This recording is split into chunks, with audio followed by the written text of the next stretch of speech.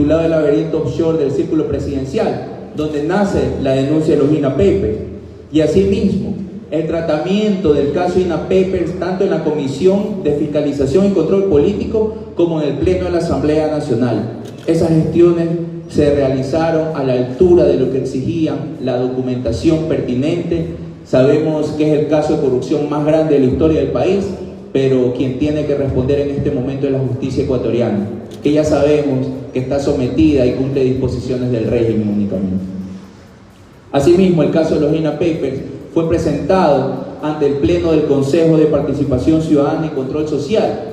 Ese Consejo de Participación Ciudadana y Control Social que fue electo por ustedes, el que ganó en las urnas, no el que fue destituido luego por esta asamblea sin nombre y que ahora también ya fue destituido ese otro presidente por corrupción en la adquisición de carnet de discapacidad. Imagínense la decadencia de la política y mire cómo vamos reflexionando, porque al parecer se dio en la llaga cuando se empezó a fiscalizar al Ejecutivo, cuando los que acusaban de ladrón a los otros habían sido los ladrones, pues, y eran los que estaban destruyendo y repartiendo la patria.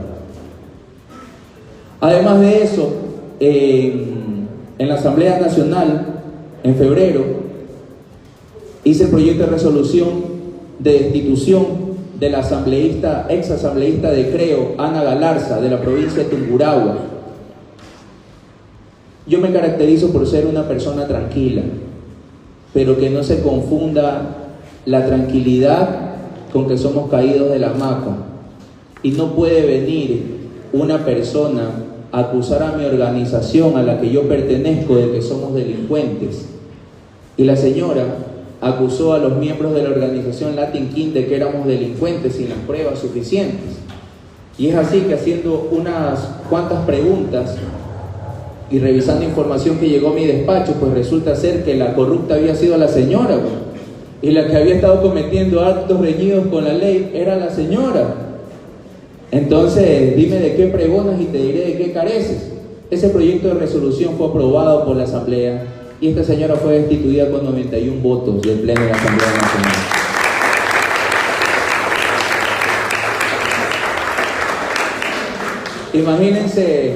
Imagínense, y eso no es de satisfacción para nosotros, porque eso es entender que un legislador involucrado en casos de corrupción, ¿cómo podemos exigirle a esos legisladores que nos defiendan como merecemos los ecuatorianos? Por eso llamo a los jóvenes, aquí hay muchos jóvenes, amigos y compañeros que están aquí y les interesa la política, hacer esa política ética, política honesta, de propuestas, sin hacer daño a nada ni a nadie, pero pensando siempre en el ser humano por encima del capital. Es la única manera que nos va a permitir a sacar al Ecuador de esta crisis donde estamos sumergidos, debido a la mala política, a las malas decisiones políticas. Y en el tema de fiscalización, pues bueno, ahí también hemos dado mucha batalla.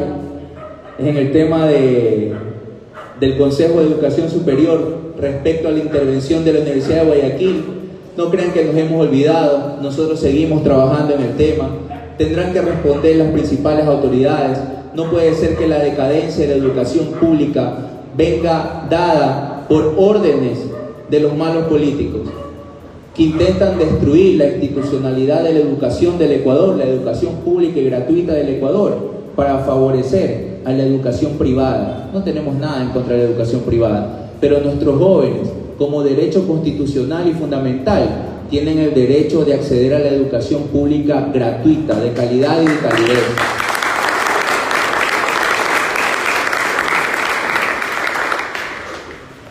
Bueno, asimismo, el tema de la denuncia de los INA Papers, una denuncia que no solamente fue puesta en el Ecuador ante la Fiscalía General del Estado, sino ante la Fiscalía Anticorrupción panameña, ante la Fiscalía Anticorrupción en España y ante la Policía Financiera Suiza.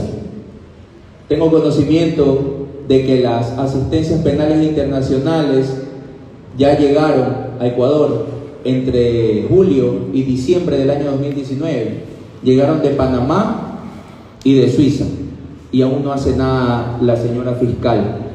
Y también ya me llegó por ahí un mensajito de que ha llegado una asistencia penal internacional desde la República China por el caso de la empresa Sinohydro, Así que yo creo que eso nos sigue dando fuerza, que a nivel internacional no van a poder ocultar toda la hemorragia de corrupción que ellos han desatado y que lamentablemente el pueblo ecuatoriano está pagando las consecuencias. Por la corrupción de ellos han desviado la atención y nos tienen en este momento luchando por nuestras vidas cuando ellos se han enriquecido. Además, el tema de los ministros, los tan famosos ministros, tanto el ministro de Hidrocarburos Pérez como la ministra de Educación, de manera descarada en la Asamblea Nacional dijeron que los legisladores le llamaban a pedir puestos de trabajo. Eso es un delito, eso es tráfico de influencia, eso no es una recomendación. Estaban ellos solicitando los espacios de trabajo dentro del Ejecutivo. Asimismo, se han hecho las fiscalizaciones respectivas y sé que la Fiscalía General del Estado está haciendo las investigaciones, y pongo comillas porque no tenemos resultados. Debemos entender que como Asamblea Nacional, como primera función del Estado, legislar y fiscalizar, fiscalizamos al Ejecutivo, podemos ver las acciones de la justicia, pero no podemos interferir en la misma. Lamentablemente no tenemos una justicia imparcial, objetiva y decente, que es la que merece el pueblo. Pero seguimos trabajando.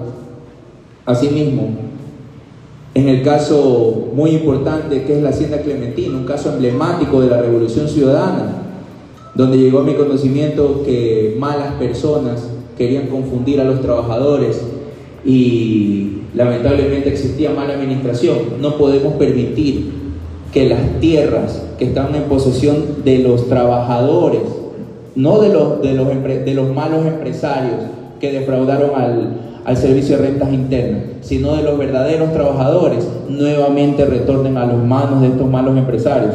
Así es que nosotros estamos en ese caso de fiscalización, donde está involucrada también la Corporación Financiera Nacional, la Contraloría General del Estado, la Superintendencia de Economía Popular y Solidaria, el Servicio de Rentas Internas, la Superintendencia de Compañías, Valores y Seguros y la Fiscalía General del Estado. Asimismo, el tema de la empresa camaronera Pescayó, donde a través del Ministerio de Educación pedimos información sobre los desalojos. Sé que ha existido desalojos en los últimos días en la provincia del Guayas. Quizás hay que revisar bien los temas, ¿no? Nosotros no llamamos al desorden. En su momento, como Revolución Ciudadana, y en ese instante yo era un humilde asesor de un legislador, construimos la Ley 88, que trajo mucho bienestar, sobre todo el Distrito 2 de la provincia del Guayas, del norte de Guayaquil. Permitió la legalización del polígono de Monte Sinaí, gracias a esa ley, pero estos temas hay que revisarlos porque muchas veces tienen tela que cortar, y sobre todo las personas que están involucradas tienen rabo de paja, entonces no se meten de por gusto, y ahí estamos nosotros siempre vigilando. El tema en la Comisión de Fiscalización y Control Político de la Asamblea Nacional, el seguimiento al proceso de solicitud de juicio político contra la ex canciller María Fernanda Espinosa. Sabemos que eso no pasó por los votos de la Asamblea Nacional, más no porque no hubo voluntad política de nosotros. Sabemos a quienes defienden los grandes intereses y esa supuesta mayoría que tienen dentro de la Asamblea.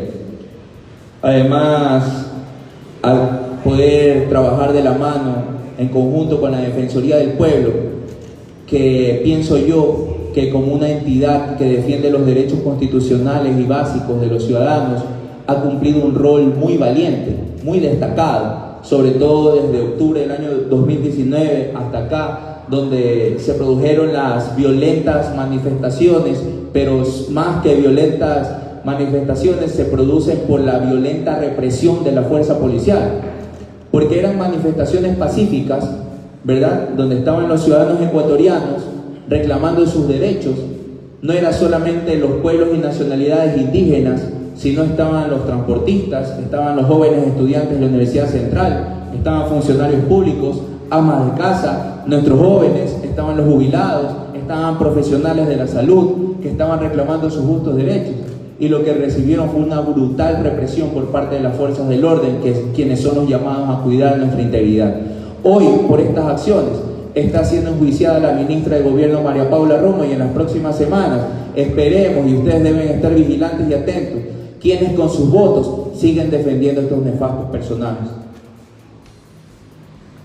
Además, también hemos conseguido, como les mencionaba, que se archiven leyes que venían con ese ánimo de seguir favoreciendo a estos pequeños grupos económicos de poder, pero seguir menoscabando los derechos de los humildes ecuatorianos. La ley del saqueo, conseguimos que se archive. La destitución de Ana Galarza, se visibilizó los casos de corrupción. Llegó un momento en que a nuestra organización política la perseguían y se inventaban los shows y los mamotretos, y gracias a la alianza que tienen entre este régimen nefasto y la prensa cómplice, hicieron un linchamiento mediático, un aplastamiento mediático hacia los líderes de la Revolución Ciudadana para tratar de hacer girar la percepción del ciudadano, haciendo creer que nuestros líderes eran los corruptos, cuando los verdaderos corruptos son ellos, y se sigue demostrando cada día, y lo podemos sufrir nosotros los ecuatorianos, porque el verdadero costo de la corrupción no es que solamente se han llevado los recursos económicos del erario nacional, los recursos que son de todos nosotros, sino que por haberse llevado esos recursos se impidió la compra de insumos médicos, se ha impedido el pago de funcionarios públicos, incluidos los médicos, y a todos nosotros quizás nos ha costado la vida de algún familiar, algún amigo, algún conocido, algún compañero víctima del COVID, porque no pudo recibir la atención médica oportuna, porque no tenían el contingente necesario en el sistema de salud pública. Ese es el verdadero costo de la corrupción, queridos amigos. Además, denunciar siempre la selectividad en la justicia. La fiscal general del Estado debe responder. Yo he solicitado un sumario administrativo en contra de la fiscal por no haber aplicado el principio de objetividad y celeridad en los casos de denuncia en los cuales yo he intervenido como denunciante en contra del presidente de la República. No es uno, son dos. No es solamente el caso de INAPEPERS, es el caso del financiamiento de la consulta popular, la opción sí, en el año 2018, donde recursos públicos, más de 5 millones de dólares, fueron destinados a campaña electoral por parte de Moreno. Y yo creo que eso no es lo que se merece el pueblo ecuatoriano.